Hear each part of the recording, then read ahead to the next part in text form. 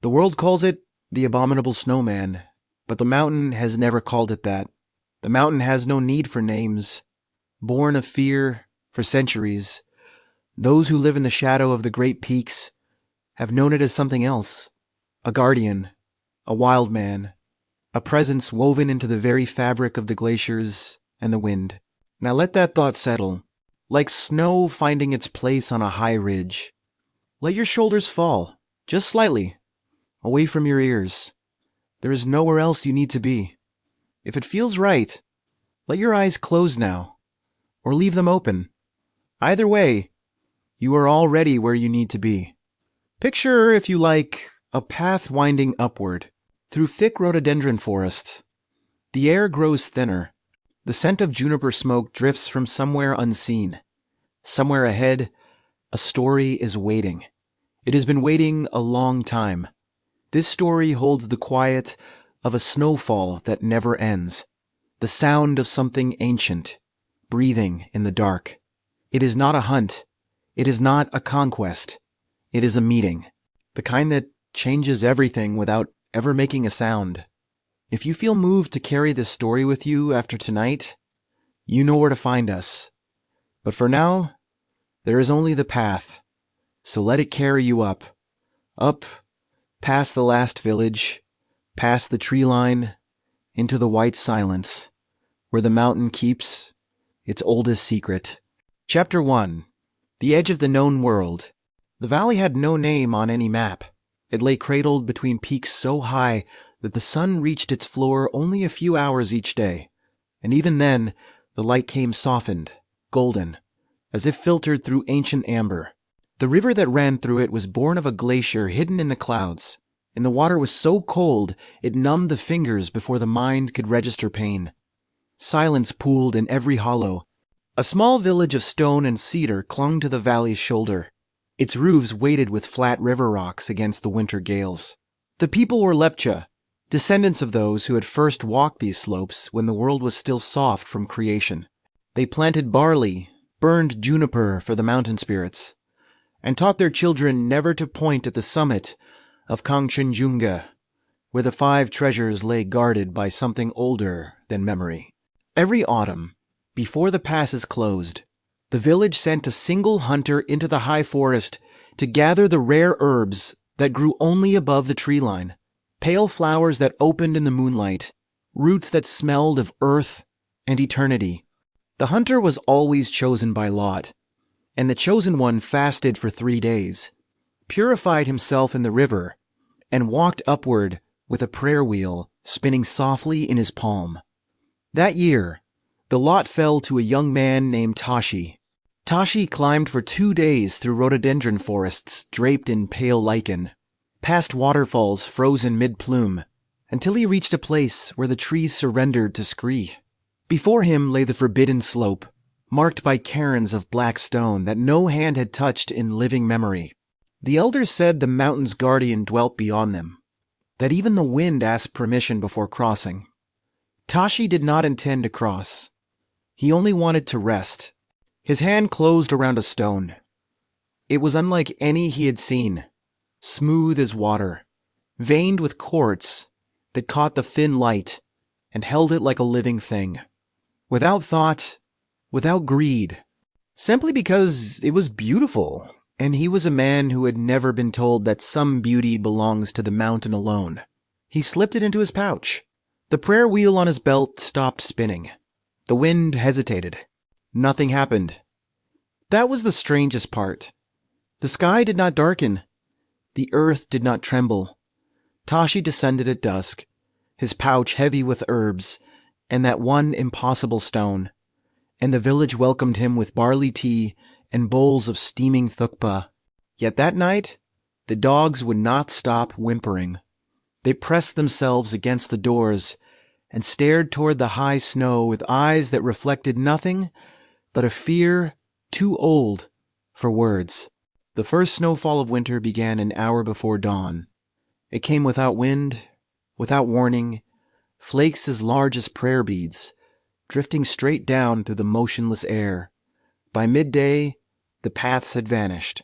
By evening, the roofs groaned under the weight, And somewhere far above the village, in the realm of ice and silence that no human foot had ever crossed, something that had been still for centuries opened its eyes.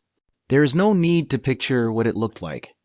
It is enough to know that it was large and old, and that the cold was its breathing. The mountain had shaped it from storm and stone and the deep, abiding patience of peaks that watch empires rise and fall without shifting an inch. It had been waiting, not for Tashi specifically, but for the moment the balance tipped, for the first stone taken, the first fire lit, where no fire should burn. Tashi woke on the third night to a sound that had no place in the world he knew. It came from above the cloud line, a long, resonant call that was neither wolf, nor wind, nor avalanche, though it held something of all three. The stone in his pouch, still hidden beneath his sleeping mat, had grown cold. So cold that when he touched it, his fingers came away numb, and the skin smelled faintly of ozone and ancient ice. By morning, the elders had gathered. An old woman who had survived 80 winters and birthed half the village placed a bowl of smoking juniper on the floor and spoke without looking at anyone. "Something has been taken," she said. "The mountain knows." And when the young men went to inspect the path to the high forest, they found a single footprint pressed into the fresh snow, enormous, human-like, yet not human, already beginning to fill with the quiet, relentless fall. The elders convened in the Gampa, its walls thick with the accumulated smoke of centuries. Tashi knelt before them, the stone now wrapped in a white kata scarf, on the floor between his knees. He had not spoken. There was no defense to offer. The oldest lama, a man whose eyes had paled to the color of old ice, studied the stone for a long time before he lifted his gaze toward the hidden peaks. They decided to return it, not as a gesture of appeasement. The mountain did not bargain, but as an act of restoration, the only language the guardian might still understand. A party would climb before the snows sealed the passes forever. They would place the stone back where it had rested for 10,000 years, and they would leave offerings of roasted barley and juniper, and they would not look up. The climb took 4 days. The cold was a living enemy, gnawing at their fingers through yak wool gloves, turning their breath to ice on their scarves. At night, they heard the howling again, closer now, rolling down from the high coal like thunder, searching for a valley to destroy. Tashi led the way, not because he was brave, but because the stone in his pack had grown so cold it burned his back through the leather, and he wanted only to be rid of it. They found the cairn buried under fresh snow, but the guardian had been there before them.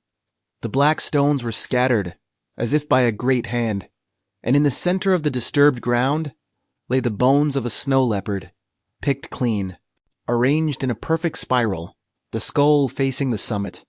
The message required no translation. The mountain was no longer asking, it was waiting. Tashi placed the stone gently among the scattered cairned rocks, his fingers trembling, not from cold, but from a fear that had no shape. He had expected a sign, lightning, a roar, the earth opening. Instead, there was only silence. The wind dropped to nothing, the flakes suspended in the air. For one impossible moment, the world held its breath, and Tashi felt something immense pass close to him, so close that the air warmed by a fraction of a degree.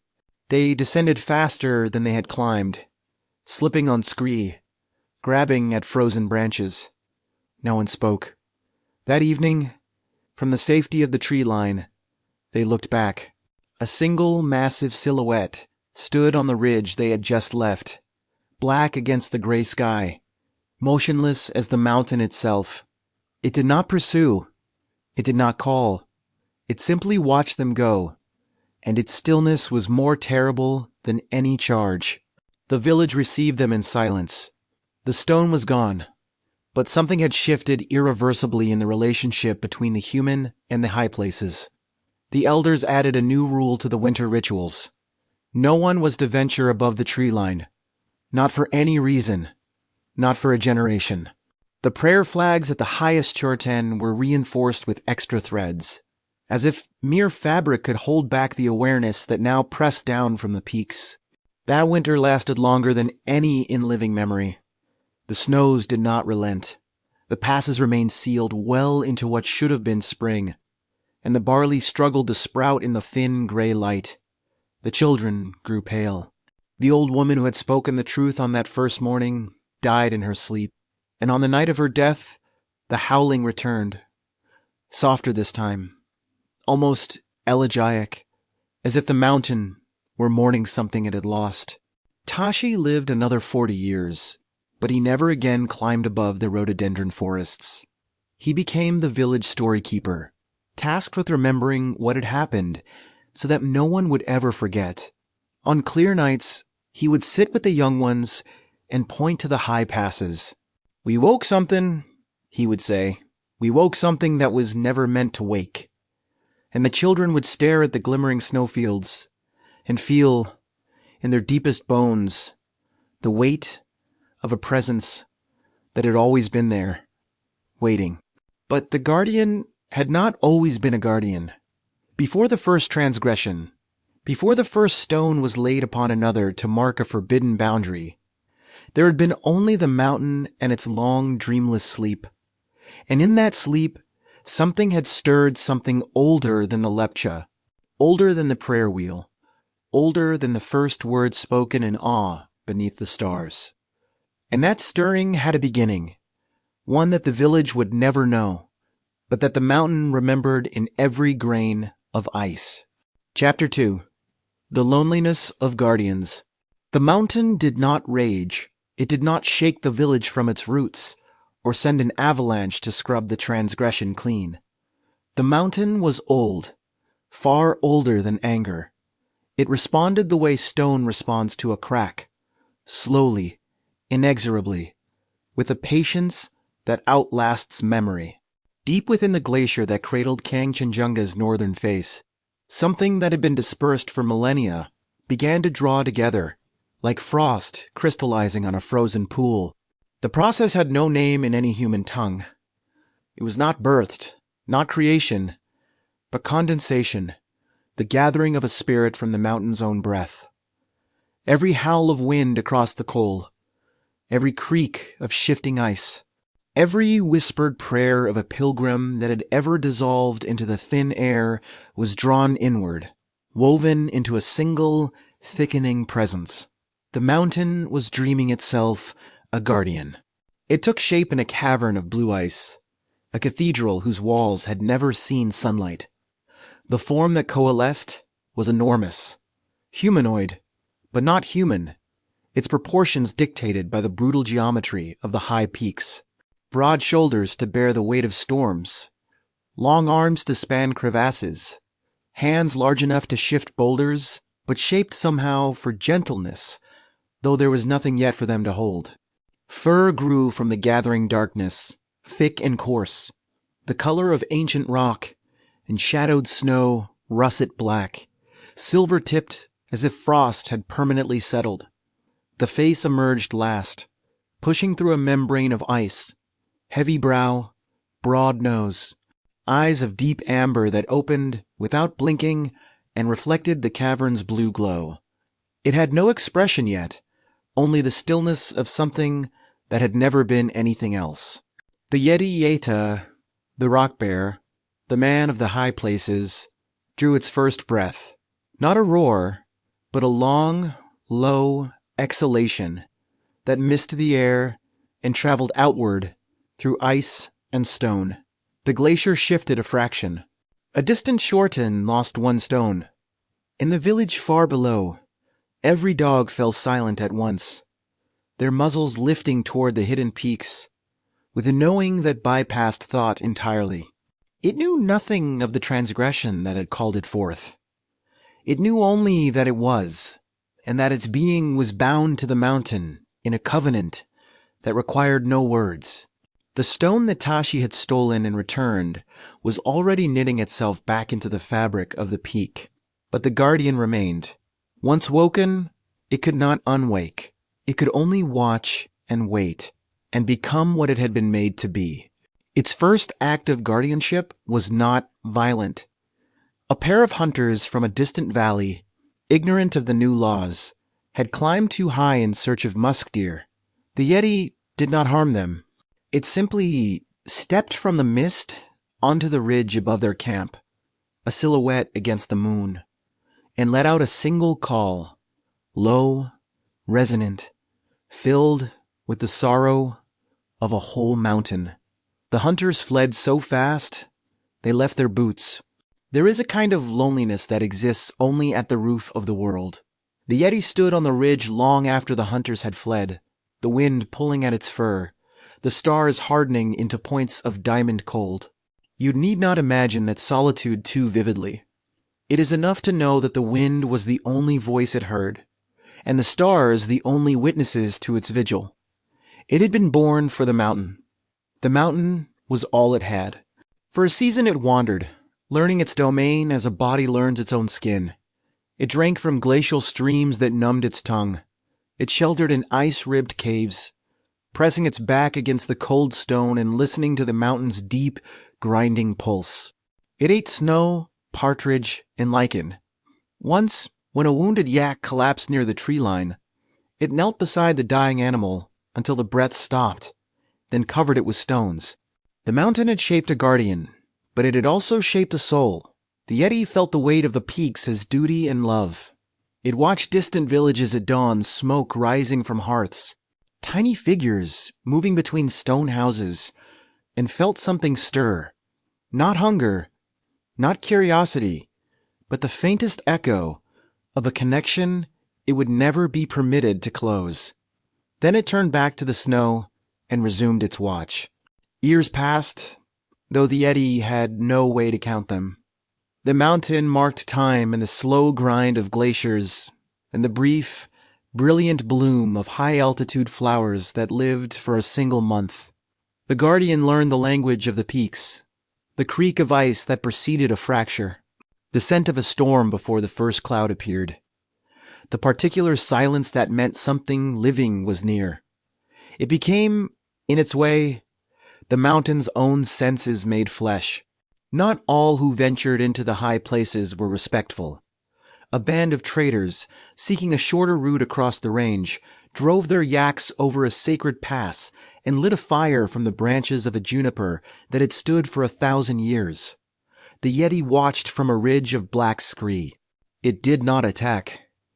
But that night, when the traders slept, a blizzard descended with such sudden ferocity that they barely survived the retreat, and the pass remained sealed for a decade. Stories began to spread through the valleys. Some said the guardian was a demon, a dude sent to punish the unworthy. Others, who knew the older lore, whispered that it was a rgod, a wild man, a creature of the threshold between the human and the divine. No one knew its true name, but every village above the tree line had a word for it. Meh-Teh, Migoi, Kang-Admi, and every word carried the same weight. Fear wrapped around reverence, like a fist around a prayer bead. The Yeti's domain expanded and contracted with the seasons. In summer, it ranged as high as the death zone, where the air was too thin for any living thing larger than a spider. Walking the ridgelines under a sky so dark a blue, it was almost black. In winter, it descended to the rhododendron forests, leaving prints in the snow that shepherds would find at dawn, always in a line. Never hurried, always vanishing at the exact point where the trees surrendered to bare rock. It developed rituals of its own.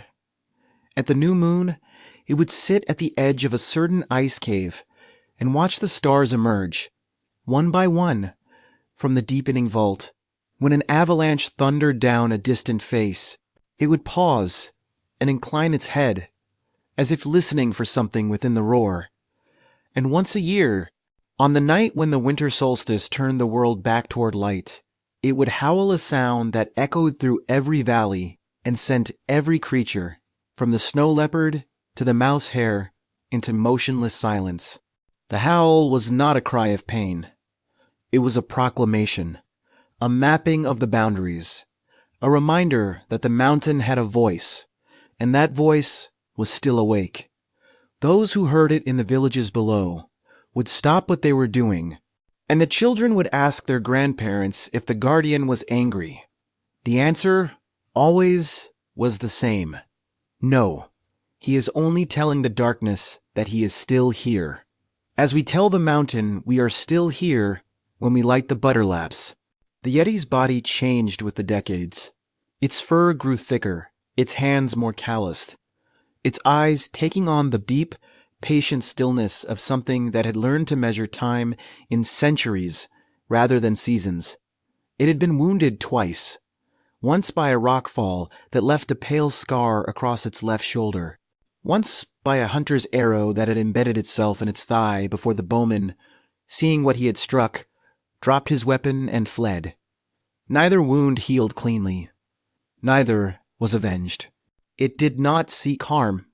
The guardian's violence was always reactive, always proportional, always a function of its purpose. When a party of climbers tried to remove stones from a sacred cairn, the Yeti simply appeared on the path ahead of them, blocking the way, and stood there for 3 days without moving, without eating, until hunger and cold drove the climbers back down. No blood was shed. The message was delivered in stillness rather than fury. But to the villages, it did not matter that the guardian was just. What mattered was that it was absolute. An offering left at the boundary cairn would be gone by morning, not taken, but simply vanished, as if the mountain had absorbed it. A prayer flag tied too high would be found shredded by something that left no tracks. The line between the human and the wild had always been thin in the Himalayas. The Yeti was what happened when that line grew solid, when the wild looked back. And so the guardian settled into its long watch. The transgression of a single hunter had woken it. The collective memory of the valleys now sustained it. It had become not just a creature, but a condition of life in the shadow of the peaks, as constant and unyielding as the snowline. In the mountain, in its ancient, wordless wisdom, understood that a guardian was necessary, not because the peaks were fragile, but because the human heart needed something to fear in order to remember what was sacred. The reign of terror had begun, not as a reign of blood, but as a reign of awe, and it would last for as long as the snow held its silence. Chapter 3. The Silence That Guards the Snow. High in a cirque of black granite and ancient ice, where even the wind seemed to hold its breath, the Yeti had made its home. The cave mouth was a dark slash against the snow, its interior deep and dry, carpeted with juniper boughs gathered over centuries.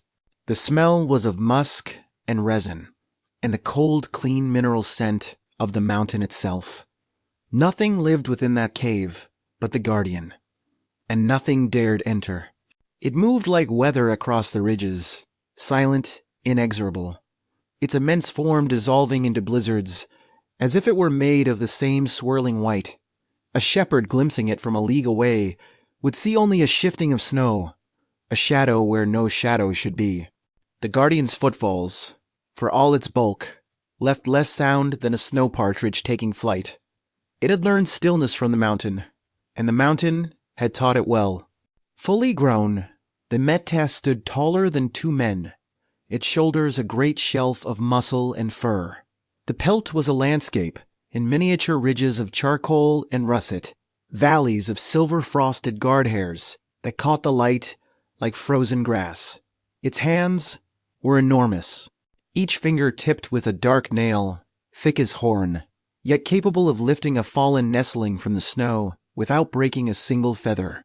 The eyes, set beneath that heavy brow, held the amber stillness of ancient resin.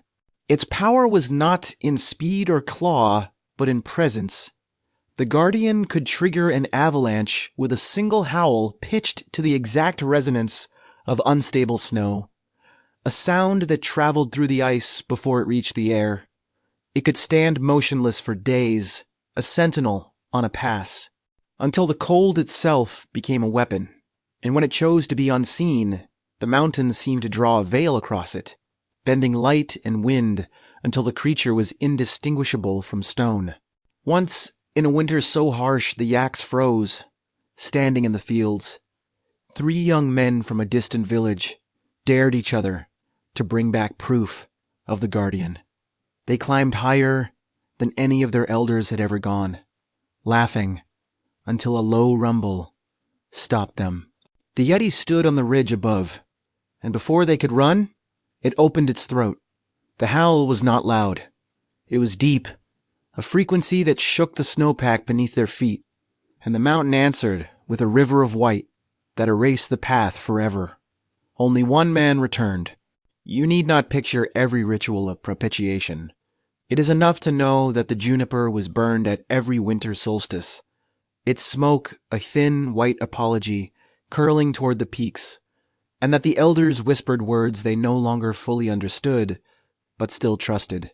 The guardian did not demand worship, only respect. And respect, in the shadow of Kangchenjunga, was measured in the distance between the tree line and the first human dwelling. The mountain remembered every transgression. So did the Meh-Teh. Children learn the rules before they learn to speak. A mother, kneeling beside her daughter in the snow, would gently close the child's pointing finger and turn her hand toward the ground. "We do not point at the glacier," she would murmur. "It is rude to the one who watches." Whistling after dark was forbidden. It mimicked the wind that preceded the guardian's approach, and no one wished to be mistaken for an invitation. These small silences became the fabric of village life, as natural as breathing. At the boundary cairns, those piles of black stone that marked the limit of human territory, offerings appeared at every new moon. A handful of roasted barley, a twist of dried juniper, a scrap of wool dyed the red of protection. By morning they were gone, not scattered, but simply absent, as if the mountain had inhaled them. Hunters swore they sometimes found a tuft of coarse, silver-tipped fur left in exchange, a gesture that felt less like a trade and more like a promise. It ate little for a creature of its size: snow partridge, the occasional marmot, the tender inner bark of dwarf birch. It did not hunt for pleasure. When a wounded yak lay dying in a high meadow, the guardian sat with it through the night, one great hand resting on the animal's flank, until the breathing stopped. At dawn, it covered the body with stones and moved on. No one witnessed this, but the stones were found, and the story grew, and the guardian's terror acquired a new, unsettling gentleness. The land, for all its dangers, flourished under this strange custodianship. The forests below the tree line grew thick and undisturbed. The streams ran clear, fed by glaciers that remained whole.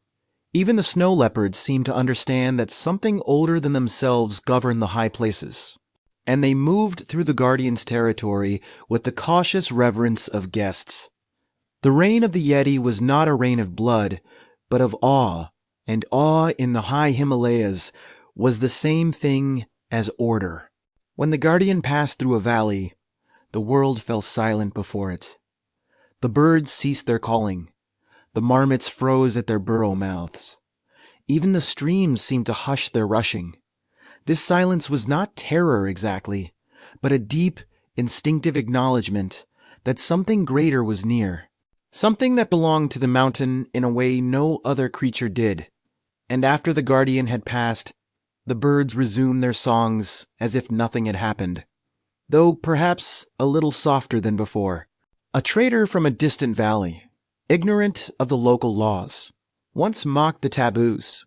He whistled loudly after dark, laughed at the offerings left on the boundary cairn, and declared that no wild man of the snow could frighten him. That night his tent was found collapsed, his supplies scattered, and the trader himself was discovered a league down the mountain, unharmed, but trembling, unable to speak for 3 days. The only sign was a single, immense handprint pressed into the frost on his abandoned pack. Yet there were moments of unexpected tenderness that complicated the tales of terror. A lost child from a village near the Gokyu Lakes, a girl of perhaps 6 winters, was found by a search party at the edge of the tree line, wrapped in a mat of dry juniper and yak wool that no human hand had woven. She said a dark shape had carried her through the storm, warm and solid and smelling of old fur. It had set her down where the trees began. She was not afraid.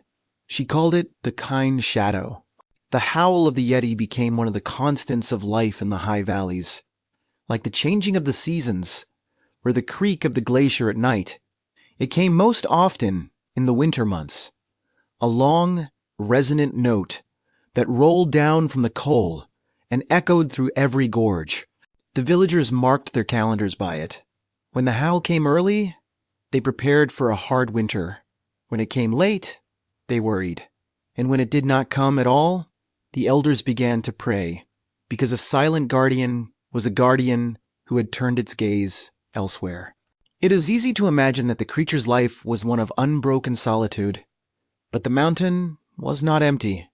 The Yeti shared its domain with snow leopards and bearded vultures, with colonies of Himalayan marmots, and the occasional wandering monk who had renounced the world below. The monk and the guardian sometimes glimpsed each other across a high meadow, and in those moments, neither moved, neither threatened, and something passed between them that felt almost like recognition, two solitudes acknowledging each other before continuing on their separate paths. There is no need to understand every facet of the guardian's existence.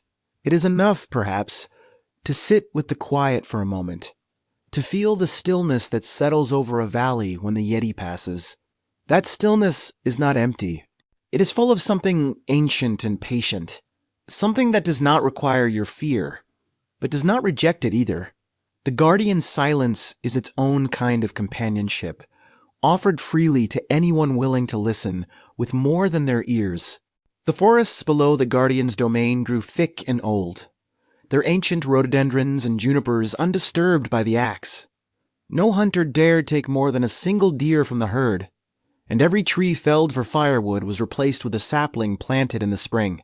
The Meh-Teh enforced no law with words or threats, but its presence was a law unto itself, and the people obeyed not from fear of punishment, but from a deeper understanding that the mountain's patience had limits none of them wished to test. An unspoken pact governed the boundary between the human and the wild. The villages kept below the tree line. The guardian kept above. The offerings at the cairns continued. The juniper smoke rose each solstice. In return, the avalanches spared the dwellings. The passes remained navigable for those who showed respect, and the guardian's howl served as both warning and reassurance, a reminder that the balance held, that the old agreement still stood, that nothing had been forgotten. On the longest night of the year, when the darkness pressed close and the cold sought out every crack in every wall, the villagers would gather in the Gampa and light a row of butter lamps. The flames flickered in the thin air, small and brave against the weight of the winter. Somewhere up in the white wilderness, the guardian would see those lights and pause. It did not approach, but it watched, and in that watching, some said, there was a kind of love, the love of a shepherd who could never join the flock, but who would never leave it undefended. This was the world the guardian had shaped, a world of silence and snow, of rituals whispered and boundaries respected, a world in which fear was not an enemy, but a foundation. It had endured for generations, longer than any living memory, and it might have endured forever. But far beyond the valleys, beyond the glaciers and the sacred peaks, a new presence was stirring.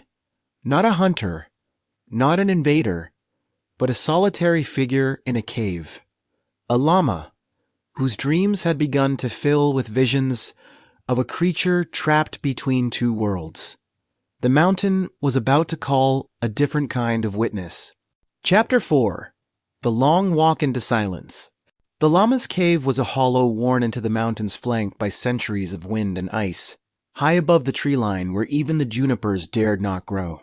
Inside, the walls were blackened by the smoke of 1,000 butter laps, and the only sound was the soft, patient rasp of his breath. He had been in retreat for 7 years, his body grown lean, his mind grown still. The world below had become a memory. On the night of the winter solstice, when the darkness pressed closest, and the villagers below were burning juniper to appease the guardian, the Lama dreamed.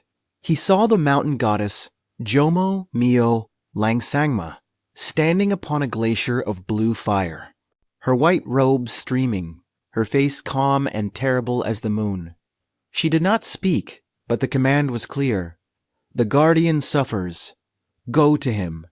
Free him from himself. He awoke with the taste of ice on his tongue, and the goddess's silence still ringing in his ears. The dream did not fade with the dawn. It settled into his bones like a cold that no fire could reach, and he understood, with the quiet certainty that only long solitude can produce, that the vision was not a suggestion. It was a summons. The mountain had called him, and he could no more refuse than the glacier could refuse its slow crawl toward the valley. For 3 days he did not eat.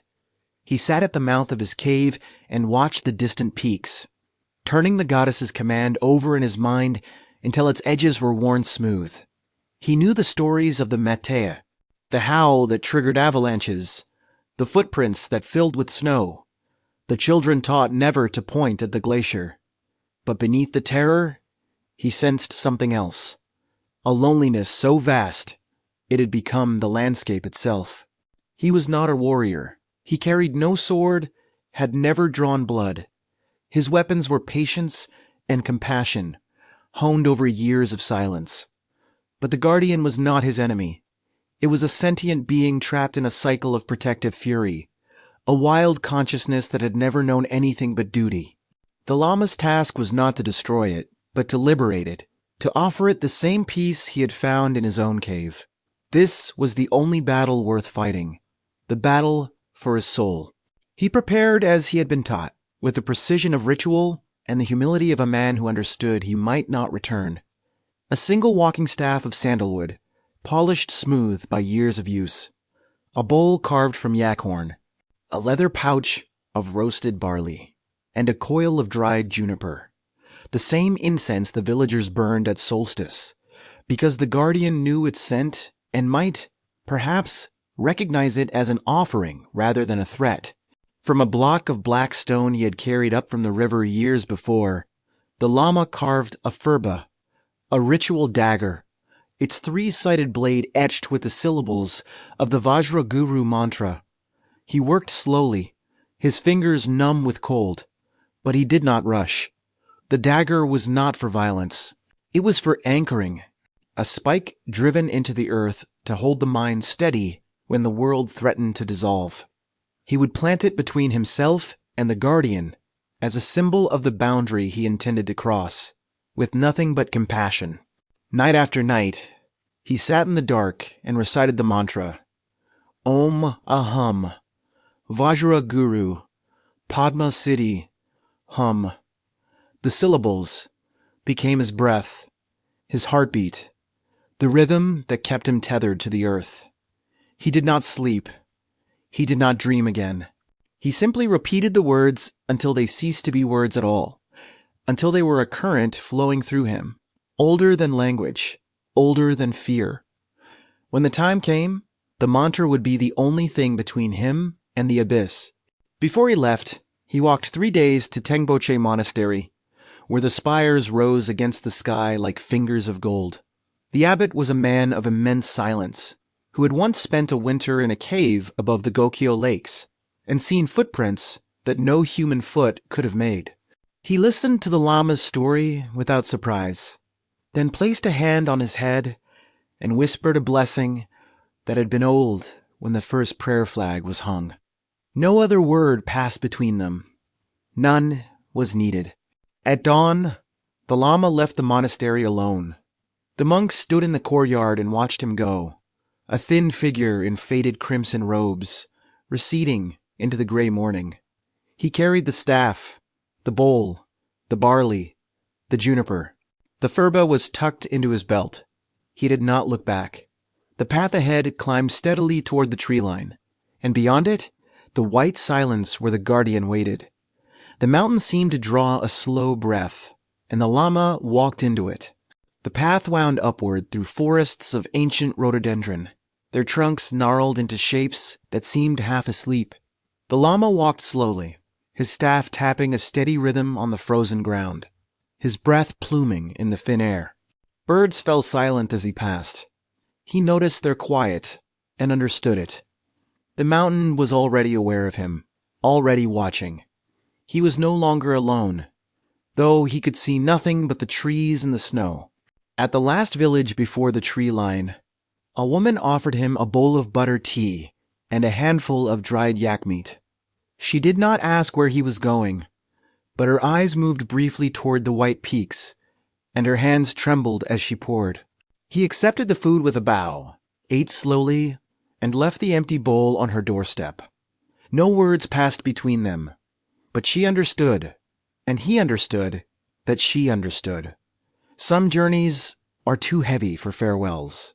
He passed the final boundary cairn at midday, when the light was thin and silver.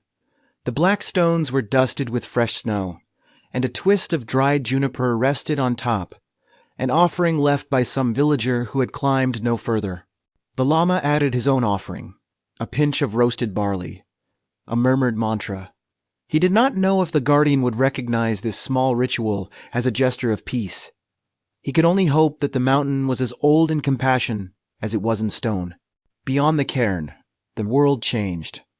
The trees gave way to bare scree and wind-carved ice. The path vanished. The Lama paused at the threshold, one hand resting on the cold stone of the cairn, and looked back at the valley below, the last glimpse of smoke and fields and human warmth. He might never see it again. The thought arrived without fear, only a quiet, settling clarity. He had been preparing for this his whole life, and his life had been long enough. The climb grew steeper, the air thinner, the silence more absolute. He felt the weight of the furba against his hip and the rhythm of the mantra still pulsing beneath his thoughts. The landscape around him was stark and beautiful, an utterly indifferent gray granite, blue ice, white snow, and the vast, empty sky. He was a single speck of crimson moving through a world that had no use for color. And yet he did not feel small. He felt held, as if the mountain were testing his resolve without malice. There is no need to imagine every step of his journey in detail. It is enough, perhaps, to walk beside him for a moment in the quiet of your own mind, to feel the cold against your skin and the slow, steady rhythm of his breath. The Lama did not hurry. He did not falter. He moved like a prayer being whispered across the snow, and the mountain received him without resistance, because his heart carried no violence, only the ancient, stubborn hope that even the wildest thing could know peace. At dusk, he found shelter beneath an overhang of black rock, where a thin layer of moss offered some insulation from the cold. He lit a small fire of juniper twigs and sat cross-legged before it, his bowl of barley untouched. The flames cast flickering shadows against the rock, and in those shadows he sometimes thought he saw the shape of the guardian, a massive, watching form that dissolved as soon as he turned his head. He did not call out. He simply waited, and the mountain waited with him. The night was long, but the Lama did not sleep. He recited the Vajra Guru mantra until the syllables blurred into a single, continuous hum. And somewhere in the deepest hour, when the cold pressed closest, he felt the guardian's presence for the first time. Not as a sight or a sound, but as a pressure in the air, a warmth at the edge of perception, a sorrow so immense it made his own heart ache in sympathy. He opened his eyes. The darkness was empty, but he was no longer in any doubt. Dawn broke clear and bitter, the sky flushing pink over the jagged peaks. The Lama rose, brushed the frost from his robes, and continued upward. The terrain was treacherous now. Loose scree, hidden crevasses, slopes of ice that gleamed with a deceptive beauty. He tested every step with his staff before committing his weight. He was not reckless. He was not afraid. He was simply present, utterly, in each moment, as if the journey itself were the meditation, and the destination only a secondary concern. By midday, he reached the entrance to the high glacial valley that the villagers had described only in whispers. The ice rose around him in walls of impossible blue, and the silence was so deep it seemed to hum. He stopped, planted his staff in the snow, and looked into the white vastness ahead. Somewhere within that frozen cathedral, the guardian was waiting not as an enemy, not as a demon, but as a being who had been alone for longer than any human memory could reach. The lama took a single breath, felt the mantra settle into his bones, and stepped forward into the domain of the Meh-Teh. Chapter 5. The Storm That Could Not Break Him. The glacial valley swallowed him. Sheer blue ice rose on either side, ancient and wind-carved, while snow, untracked by any living thing, stretched ahead. His staff crunched, his breath plumed, and the air itself felt sacred, heavy, with a presence that had waited centuries for this moment. He had left the world of men behind, and the mountain knew it. The first sign of the fallen was a broken snow goggle, lens frosted, leather strap brittle. Beside it, yak bones scattered by wind. The lama paused, murmured a prayer, and moved on. He did not fear death. What he feared was that the guardian might be beyond reach, so lost in fury that no compassion could find it. The blizzard struck without warning, erasing the world in white. The lama pulled his robe tighter and leaned into the wind, planting his staff, breathing the mantra through the gale. Cold gnawed his fingers, but his mind held still. He knew the storm was no ordinary weather. The guardian was near, and the mountain was announcing him. A dark mouth opened in the ice, a cave flanked by frozen pillars, like a temple's gateway. He stepped inside. The blizzard's roar fell away, replaced by a silence that rang. Blue luminescence glowed in the walls. Somewhere in the depths, immense and slow, something was breathing. He had found the sanctuary. The tunnel stretched deep, polished by millennia. Scattered offerings, a clay bowl, a rusted bell, a faded prayer flag lined the path. Further in, older remains, bones arranged too deliberately to be natural. The lama stepped carefully, as in a graveyard. He understood the guardian did not kill from malice, but from a duty that had never known an alternative. The breathing stopped. The silence pressed like deep water. The lama halted, straining into the blue darkness. Then, two amber lights flickered open. Not flames, but eyes. Ancient, unblinking. They held centuries of vigilance and a loneliness that had become the landscape. The guardian was awake, and it was watching him. It rose slowly, the mountain taking form. Shoulders like boulders, arms long as fallen pines, fur the color of storm clouds, tipped with frost. The Yeti, Meh-Teh, rock bear, wild man of the high places, drew itself to full height, and the cave shrank around it. Its breath misted in great clouds, its eyes never leaving the lama's face. Neither moved. The lama felt the guardian's presence as a question. What are you? Why have you come? He planted his staff, lowered himself to the cold stone, and sat cross-legged. His hands rested open on his knees. He did not speak. He began the mantra, low and steady, each syllable falling into the silence, like a stone into still water. A rumble started deep in the Yeti's chest, vibrating through the ice. It took a step, and the ground shuddered. Another step. The lama closed his eyes, letting the mantra flow, offering the only gift he possessed. Aham, Vajraguru, Padma Siddhi Hum. The words filled the space between them, patient as light. The charge came. The Yeti lunged with a roar that split the air, its massive hand sweeping toward him. But the lama did not open his eyes, did not move. At the last instant, the blow halted trembling, a hair's breadth from his face. The roar died into a low, keening whine, the cry of something that had been alone for longer than language. The great hand hovered in the air, trembling. The Lama opened his eyes. What he saw in the guardian's face was not rage, but confusion. The bewilderment of a being who had struck down 100 intruders and had never once been met with stillness. The mantra continued, unhurried, unafraid, and the Yeti's arm slowly lowered to its side. There is no need to imagine the centuries of loneliness that had accumulated in that frozen sanctuary. It is enough to know that the guardian had never been offered anything but fear, and that fear had shaped it into the thing the villages dreaded. Now, for the first time, it was being offered something else. Not submission, but recognition. And recognition, to a creature that had never been seen, was a kind of mercy. The Yeti sank back onto its haunches, the ice groaning under its weight.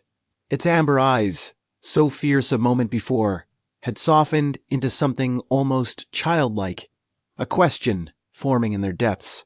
It reached out again, slower this time, one enormous finger extending toward the Lama's chest. The Lama did not withdraw. The finger touched the rough wool of his robe, just above the heart, and rested there. For a long moment, neither moved. The finger felt the steady rhythm of the Lama's heartbeat, the warmth of a living body that did not tremble. The guardian's breath slowed. Its shoulders, braced for centuries against an attack that had never come, dropped a fraction. The storm outside the cave began to quiet, the wind losing its fury, the snow settling into a gentle fall. The Lama slowly raised his own hand. His fingers, thin and weathered, came to rest on the guardian's massive knuckle. The contrast was almost absurd. Human fragility against primordial strength. And yet, the touch was met without resistance. A low sound escaped the Yeti's throat. Not a howl, not a growl, but something closer to a sigh, the exhalation of a tension held so long it had become indistinguishable from existence.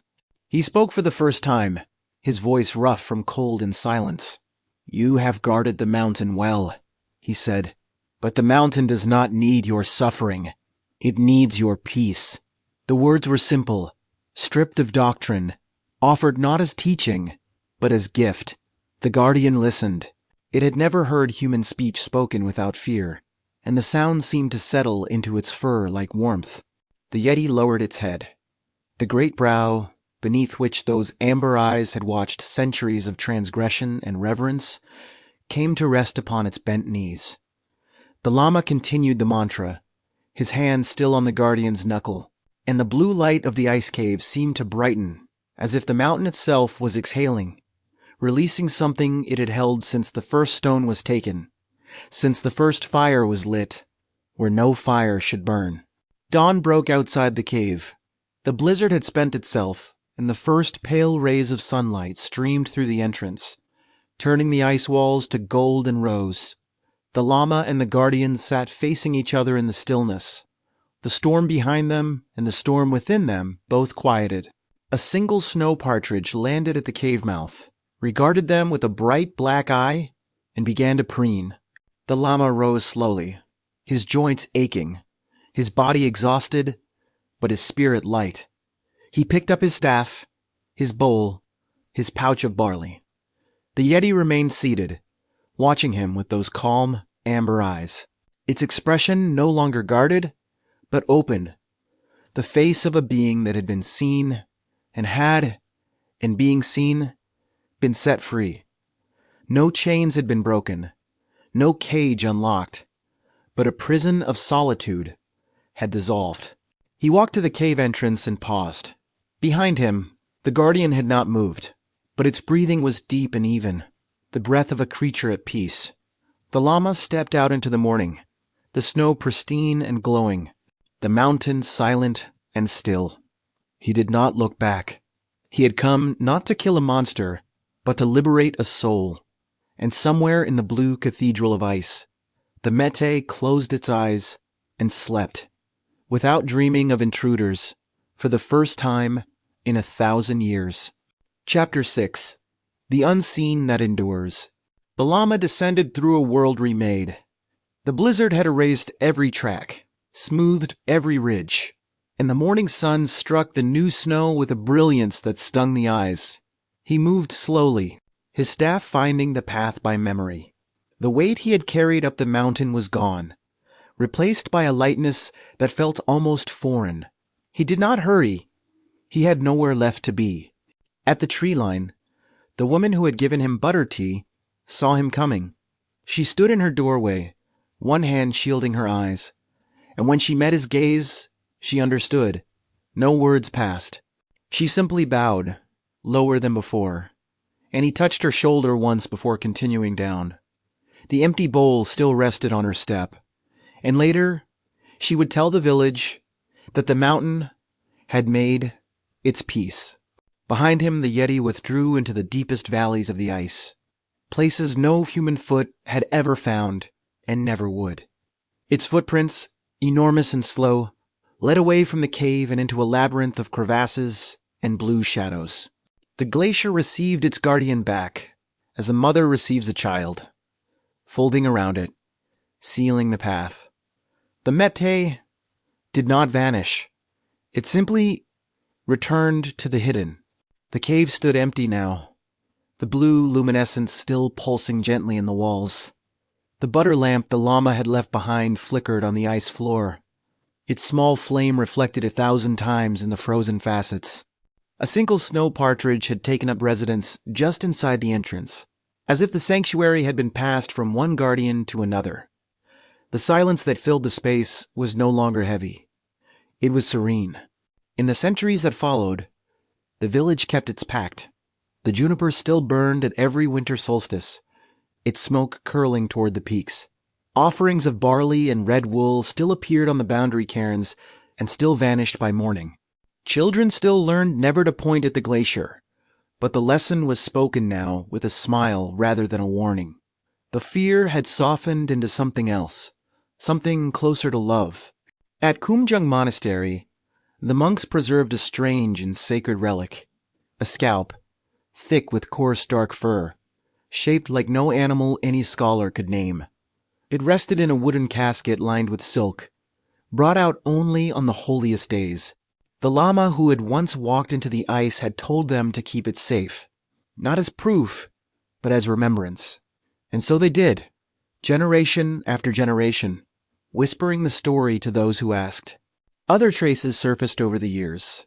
A fragment of bone in a reliquary at Tengboche, a tuft of silver-tipped fur pressed between the pages of a prayer book in a hermit's cave.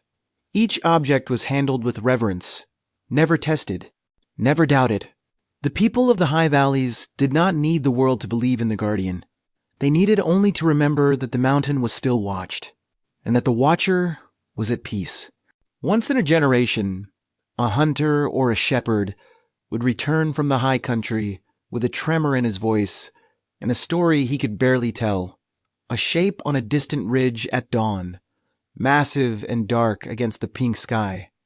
A howl heard on the winter wind, too deep for any wolf. A footprint found in fresh snow at the boundary cairn, enormous and unmistakable. And every time, the elders would nod and say the same thing. He is still there. He will always be there.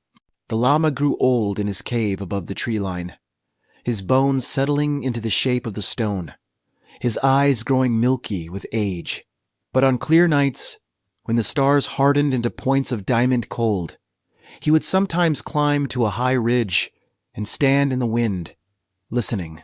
And once, just once, he heard a long, low call rolling down from the col. Not a howl of warning, but a song of presence. He smiled then, and the wind carried his own whisper back. I know. I know. The guardian had not died. It had not been conquered or erased. It had simply been released, and in that release, it had become something more than a creature of flesh and fur. It had become a promise that the mountain would never be alone, that the wild would never be tamed, that the silence of the high places was not empty, but full of a watchful, ancient peace. And that promise would outlast every village, every monastery, every prayer flag that frayed to nothing in the wind. The lama died in his cave one winter, Not long after that final howl, a young monk who had climbed up with a sack of barley found him seated in meditation, his back against the stone, his eyes closed, a faint smile still clinging to his lips. The wind had stopped that morning. The prayer flags at the cave mouth hung utterly still, as if the mountain itself was holding a vigil for the man who had walked into the ice and returned with nothing but peace. They buried him at the boundary cairn, the same one he had crossed with a pinch of barley and a murmured mantra. The abbot of Tangbache himself made the journey to speak the rites. Standing before the village, he told them that the lama had liberated not only the guardian, but the mountain itself, that the pact between human and wild had been renewed not by fear, but by compassion. The villagers wept, though they did not fully understand why. The Khumjung scalp remained in its casket, visited by pilgrims who had heard the story and come to see the tangible remnant of the unseen. Scientists would one day examine it, argue over its origin, call it a fraud or a relic of an unknown species. But the monks never cared about the verdict. They knew what they held, and what they held was not a scalp. It was a promise made visible, a testament that the guardian had existed, and that its peace had been earned. The years softened the story into legend, then softened the legend into something even more durable, a quiet, shared understanding that the high places were still watched. A boy born in the village 2 centuries after the lama's death would grow up hearing the tale and, on his first solo climb to the tree line, would leave an extra handful of barley at the cairn. He could not have explained why. He simply felt that the guardian deserved it, and that the offering would not go unnoticed. In a monastery library, a young novice discovered a faded manuscript, the Life of Milarepa, and found within its pages a passage describing a wild man of the high caves, a creature of immense strength and terrible loneliness, subdued not by violence, but by compassion. She read it 3 times, her finger tracing the syllables, and when she looked up, she saw the distant peaks through the window and smiled. The story was not new. It had been told for 1,000 years, and it would be told for 1,000 more. There is no need to wonder whether the guardian still walks the high valleys. It is enough, perhaps, to feel the silence that settles over a Himalayan dawn, to watch the juniper smoke rise straight and unwavering into a pale sky, to know that some boundaries are not meant to be crossed, and that the wildness beyond them is not hostile, but watchful. The Meh-Teh endures, not as a creature to be found, but as a presence to be felt, a quiet companion to every traveler who climbs high enough to feel the mountain's breath. The rituals persisted because they had to. Every winter solstice, the elders of Namche Bazaar still walked to the boulder outside the village and burned juniper. They still whispered an apology for encroaching on the guardian's hunting grounds. And they still faced the mountain, never the fire, because a shadow moving independently was a sign that the offering had been accepted. The old woman who had once taught Tashi to return the stone was long gone, but her hands, it seemed, were still at work. A mountaineer from a distant country, climbing toward Everest in the 21st century, reported seeing a dark shape moving across a glacier at first light. He took no photograph. He told no one for years. But in his private journal, he wrote, "It was not a bear. It was not a man. It walked upright, and it paused on the ridge to look back at me.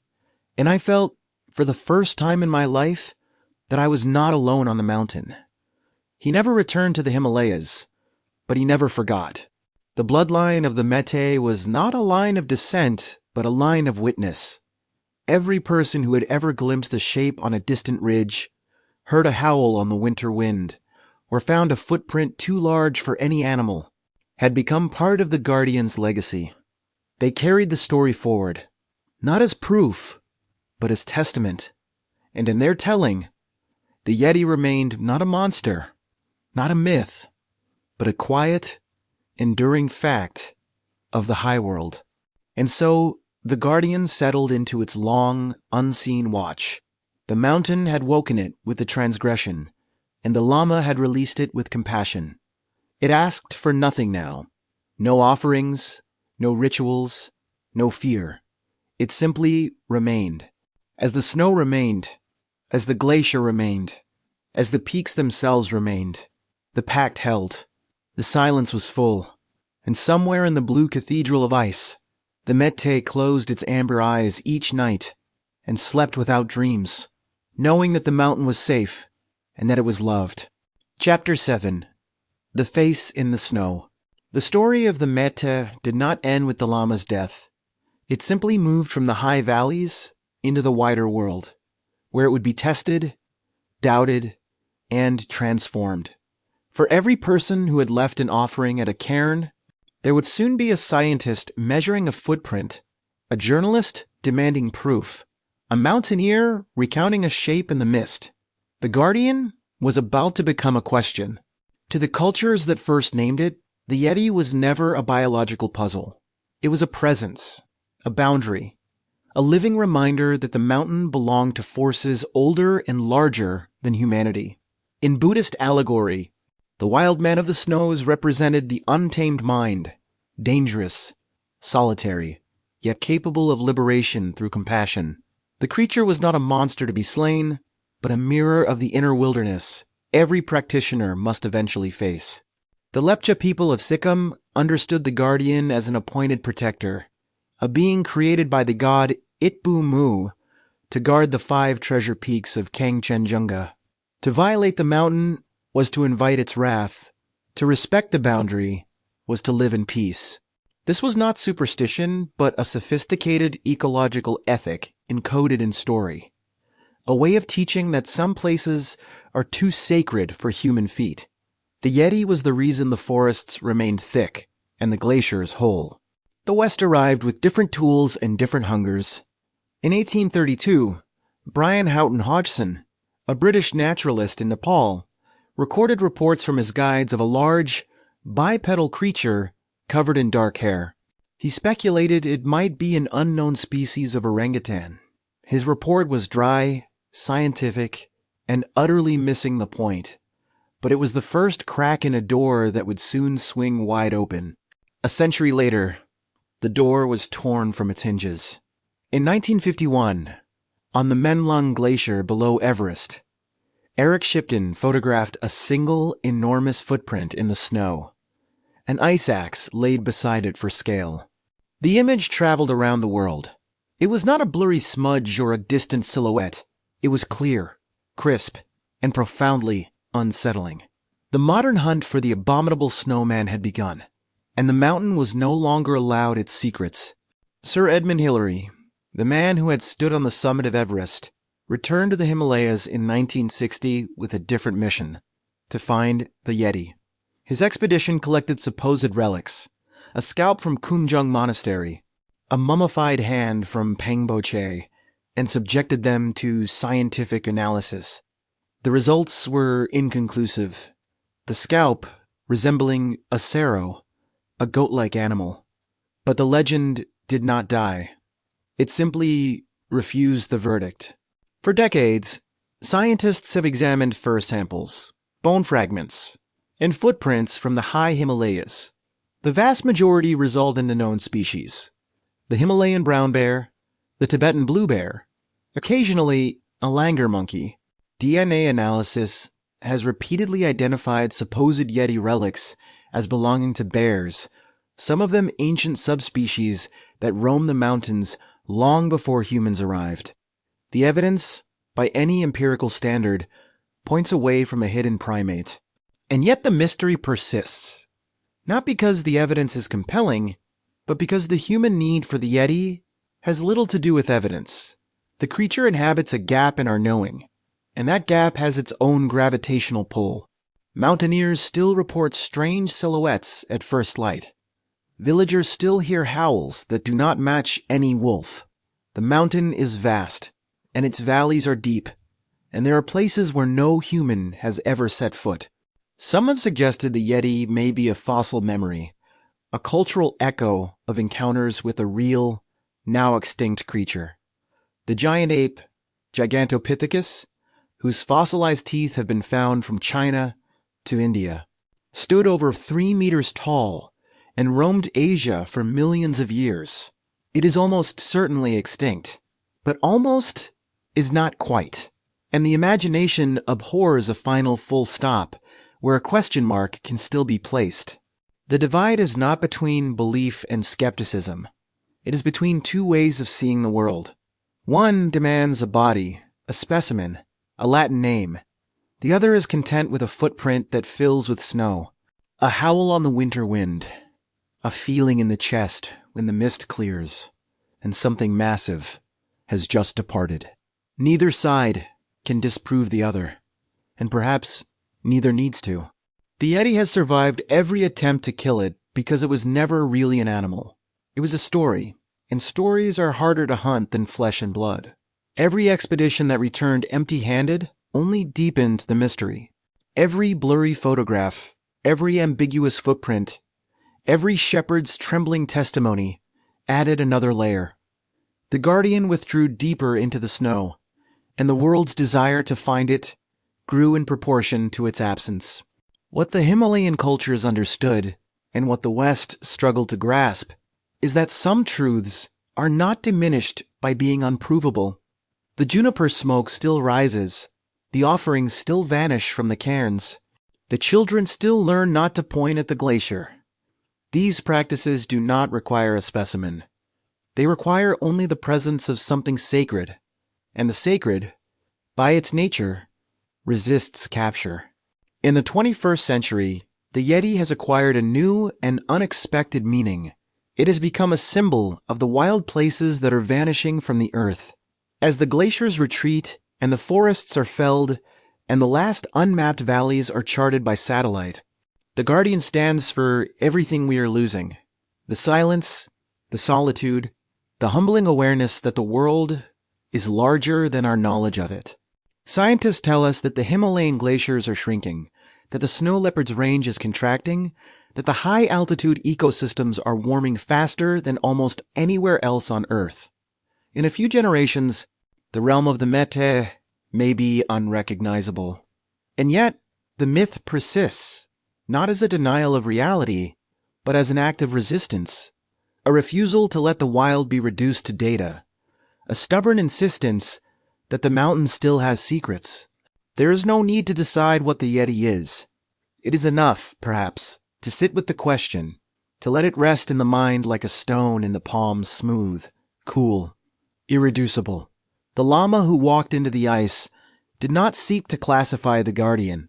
He sought only to offer it peace. And in that offering, he demonstrated something that both the scientist and the storyteller might recognize. That the truest encounter is not one that explains, but one that transforms. The two ways of seeing need not be enemies. The zoologist can measure the footprint, and the monk can light the butter lamp. The DNA can resolve to a subspecies of bear, and the old woman at Namche Bazaar can still burn juniper at solstice. The mountain is large enough for both. The silence is deep enough for both. And the guardian, if it exists, whatever it is, watches over them all with the same ancient, patient gaze. Perhaps that is the real legacy of the Meh-Teh. Not a puzzle to be solved, but a posture to be learned. A way of standing before the unknown with reverence rather than aggression. A willingness to be small in the presence of something vast. The hunter who lowered his bow. The climber who left his camera in his pack. The child who learned not to point. Each of them understood what the modern world has largely forgotten. Some things are more real for remaining unseen. The lama's cave is still there, high above the tree line, though the path to it has long since vanished under fresh snow. The boundary cairns still stand, black stones against white. The prayer flags still fray to nothing in the wind, and are replaced by hands that have never known a world without the guardian. And somewhere in the blue cathedral of ice, the Meh-Teh opens its amber eyes, listens to the mountain's deep, grinding pulse, and knows that all is as it should be. The story does not end. It drifts, like snow, into the silences between generations. settling on the shoulders of those who still look up at the peaks with wonder. A child in a village below Kangchenjunga will hear the tale tonight. A traveler on a distant continent will close this documentary and feel, for a moment, the cold air of the high valleys against their skin. The wild will call to them, and they will listen, and the guardian will continue its long, unseen watch. The wind moves across the coal. The prayer flags stir. Somewhere in the white wilderness, a footprint is already filling with snow. The mountain breathes its ancient, patient breath, and the Meh-Teh guardian, wild man, mirror of the untamed mind, walks on through the silence, as it always has, as it always will. Not a monster, not a myth, a presence, simply at the edge of the known world. And the snow falls, and the silence holds, and the guardian does not need us to believe in it. It only needs the mountain, and the mountain it has always had.